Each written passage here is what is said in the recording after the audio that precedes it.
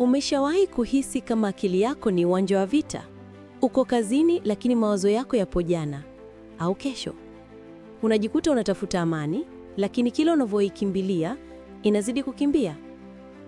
Hicho ndicho kilichotokea kwa mtu mmoja anaitwa Eckhart Tolle, mpaka alipoandika kitabu kilichotikisa dunia, The Power of Now, nguvu ya sasa.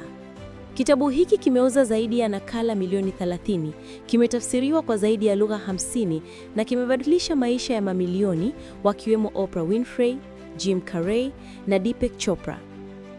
Leo nitakueleza mafunzo 10 ya kina niliyoyajifunza kutoka kwenye kitabu hiki. Mafunzo ambayo yakikaa kichwani mwako, maisha yako hayatawahi kuwa yale yale tena. Kabla tujaanza, subscribe kwenye channel hii ya Fikra Chanya. Washa kengele, maana mwisho wa video hii nitakupa mbinu mmoja ya kiutulivu ambayo Eckhart Tolle mwenyewe alitumia kubadilisha maisha yake usiku mmoja. Funzo la kwanza: wewe sio mawazo yako.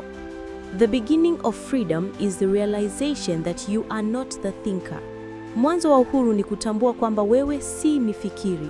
Watu wengi wanajiona ni mawazo yao. Mimi ni mwenye huzuni. Mimi ni mnyonge. Lakini Tolle anasema, wewe sio mawazo hayo. Mawazo ni kama mawingu, yanafika, yanapita. Wewe ni anga linaloyashuhudia. Maana yake, unapoanza kuyashuhudia mawazo yako badala ya kuyafuata, unapata uhuru mpya, utulivu wa ndani. Mfano, unapokasirika, badala ya kusema nimekasirika, sema nahisi hasira. Tofauti ndogo lakini ya kina sana. Funzo la pili: wakati uliopo ndio maisha yenyewe. Realize deeply that the present moment is all you ever have. Tambua kwamba wakati uliopo sasa ndio wa kweli pekee uliopo. Watu wengi wanaishi wakisubiri wakati mzuri, lakini Tolle anasema huo wakati hauji kamwe, kwa sababu wakati mzuri ni huu uliopo sasa. Upo hai sasa, pumzi yako ipo sasa. Hapo ndipo maisha yanapotokea. Mfano wa kihistoria: Yesu alisema, ufalme wa Mungu uko ndani yako.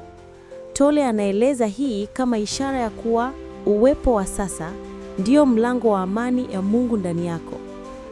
Funzo la tatu: the pain body, mwili wa maumivu. The pain body is an accumulation of old emotional pain.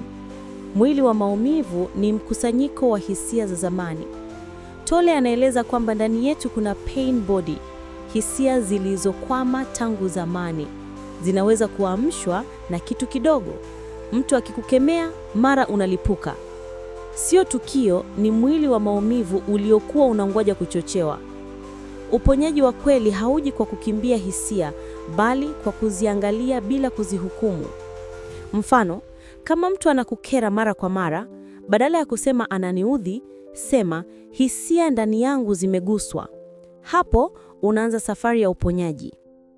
Funzo la 4: ego, sauti ya ndani ya uongo. The ego needs others to define itself. Ego inahitaji wengine ili ijitambue. Ego ni ile sauti inayokufanya ujilinganishe. Niko bora kuliko yeye, nimechelewa kuliko wao. Lakini Eckhart anasema, hiyo sio yeye, ni kiuli cha mimi bandia. Kadri unavyotambua ego yako, ndivyo inavyopoteza nguvu juu yako. Mfano, mitandao ya kijamii imejengwa juu ya ego. Tunatafuta validation, likes, comments ili tujihisi tupo. Tolle anatuambia, usilete ego ikutawale, iwe chomo cha ukuaji wako. Funzo la 5: surrender, kukubali ndio nguvu. Surrender is the wisdom of yielding to the flow of life. Kukubali ni hekima ya kuruhusu maisha yatiririke. Kupinga ukweli wa sasa kunaleta mateso. Kukubali kwamba ndivyo ilivyo ni mwanzo wa amani. Hii sio udhaifu, ni nguvu ya ndani. Mfano wa kihistoria: Buddha alisema mateso yanatokea unapokataa yaliyo. Tolle anapanua fundisho hili: unapokubali unatengeneza nafasi ya nguvu mpya. Funzo la 6: the voice in the head. Most people are completely identified with the incessant stream of mind.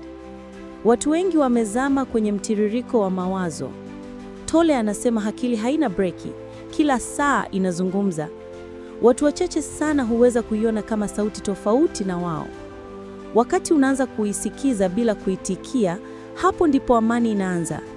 Mfano, wakati unasikia sauti ndani yako ikisema, nitashindwa, usibishane, itazame. Hiyo ni akili, si wewe. Wewe ni yule anayesikia sauti hiyo. Funzo la 7, udanganyifu wa muda. Time isn't precious at all because it's an illusion.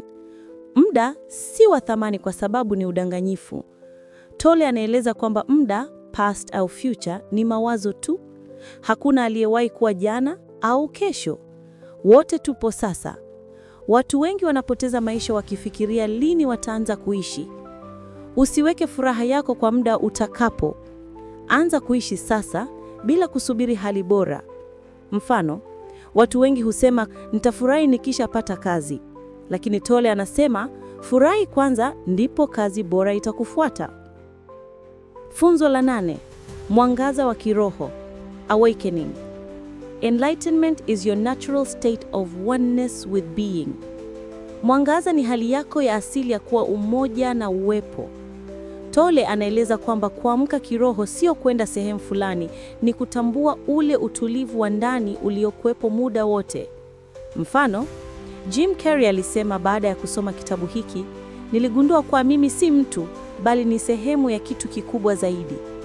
Hali ya mwangaza inakuja pale unapokuwa uwepo tupu, hakuna hofu, hakuna fikra, hakuna kulinganisha. Funzo la 9, mahusiano na uwepo. True love cannot flourish unless you are present.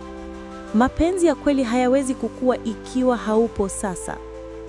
Eckhart anafundisha kwamba mapenzi ya kweli si kumiliki, ni kuwepo. Mahusiano mengi yanaharibika kwa sababu watu wawili hawapo sasa, kila mmoja anaishi kichwani mwake. Mfano, unapoongea na mpenzi wako huku unacheki simu, wewe haupo. Lakini ukimwangalia machoni na kusikiliza kwa makini, hapo ndipo upendo unaishi. Funzo la 10, kimya ni mwalimu. Silence is more powerful than words. Kimya kina nguvu kuliko maneno. Eckhart anafundishwa kwamba ndani ya kimya ndipo tunapokutana na nafsi yetu halisi. Kimya haikimaanishi kutosema, ni utulivu wa ndani. Mfano wa kihistoria, Mahatma Gandhi alikuwa akitenga siku moja kwa wiki kukaa kimya. Alisema kimya ndicho chanzo cha hekima yake. Ukikaa kimya kwa dakika machache kila siku, akili yako inasafishwa.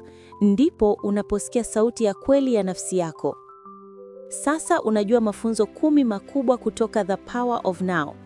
Lakini kumbuka, kusoma si kitu, kuishi ndicho muhimu. Leo jaribu hili. Funga zocho sekunde 30, pumua pole pole, sikiliza pumzi yako. Usihukumu, uwepo tu. Hapo ndipo maisha yako yanaanza upya. Andika kwenye comment, nimeamka sasa. Kama umejifunza kitu leo, like video hii, subscribe na share kwa mtu ambaye bado anaishi jana au kesho, kwa sababu dunia inahitaji watu waliopo sasa.